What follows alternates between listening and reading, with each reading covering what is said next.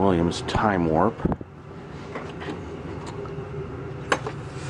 Somebody took the battery holder off, that's good, but I can see, like along this 40 pin connector, I can see that there's some corrosion on here. So this is definitely going to be a problem. Look, RN sockets, not Scambies. That's good.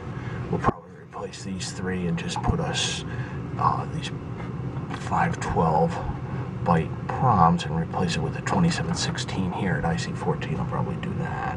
Before turning the game on, always make sure you remove the coil fuse. Not a bad idea to remove the CPU control light fuse too, but always remove the coil fuse before you do anything, just in case there's a locked on coil or something. You don't want to cause any more damage. Before I get too far into this, I'm going to check some voltages with my meter. So the first thing I did is I disconnected the power plug over the CPU board.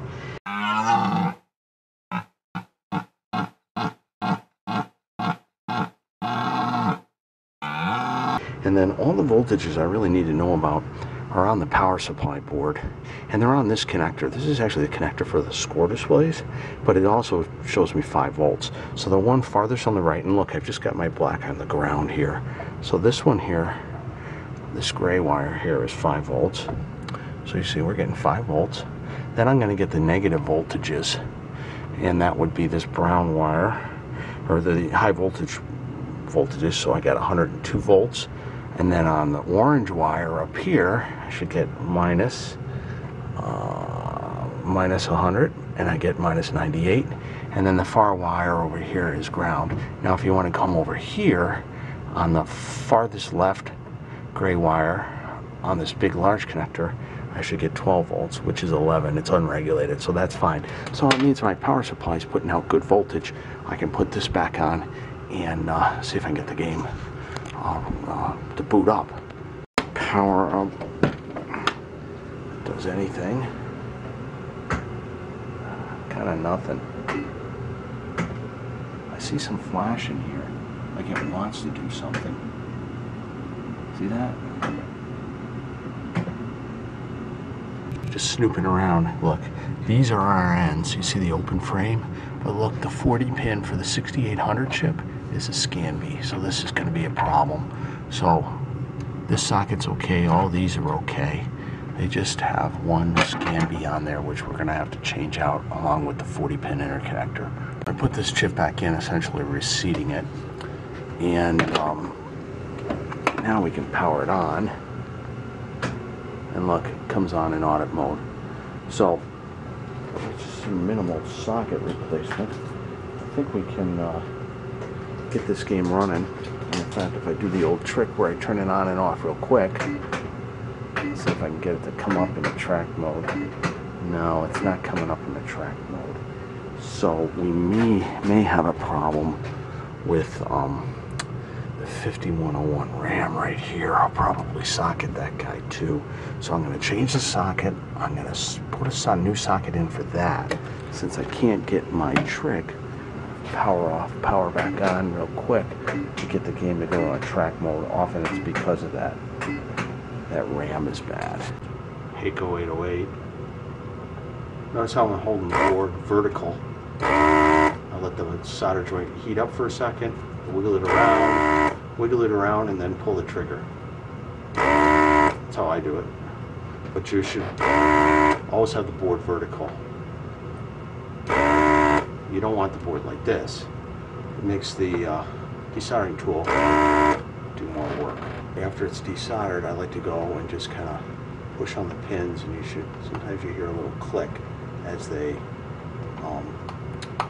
release from the solder surrounding the plated through hole. Just to get it like that, this is just what I do. Sometimes you gotta force some more. These came out pretty clean. Here's the crap I replaced: the Scanby, the interconnector, the proms. I've got my new 40 pin interconnector installed.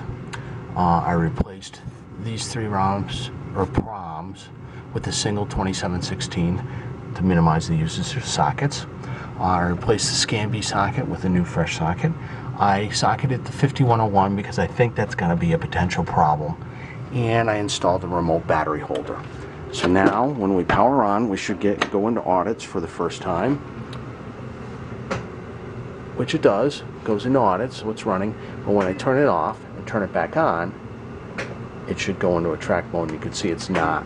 So that brings me back to this 5101 chip.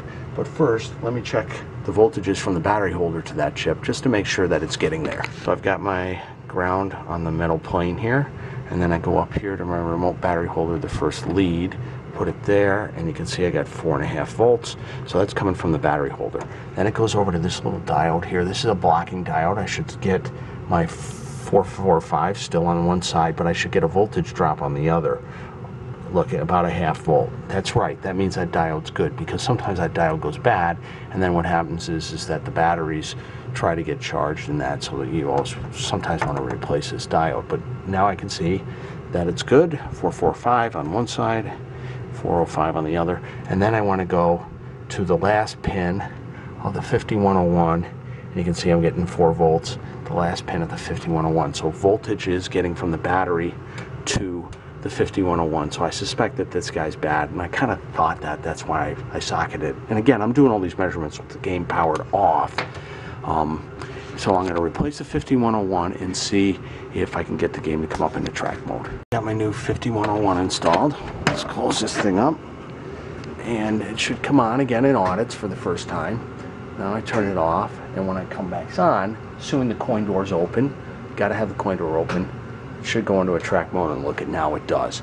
It goes into a track mode. So the problem was the bad 5101 chip was preventing the game from going into a track mode. And again, I got to restate that when you do this, you've got to have the coin door open because of the memory protect switch. The coin door's closed, it'll never let you come out of audit mode. So that's real important. So now we've got the game up and running. I suspect that the coil fuse is blown. It always is. I actually checked this before. We never really want to experiment with the game on and all this stuff when the solenoid coil fuse is good. So this guy's bad. I can put in a temporary fuse and see if we, in fact, any coils are locked on. I've got my circuit breaker fuse thing on. The game is on and in track mode.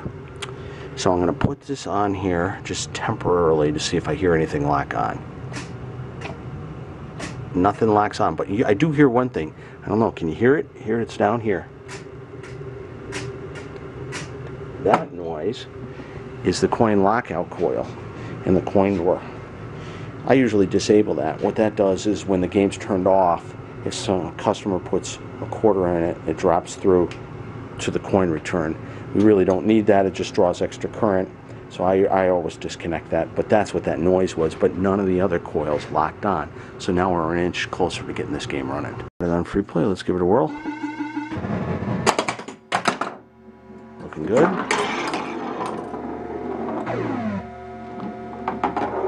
Oh man, come on.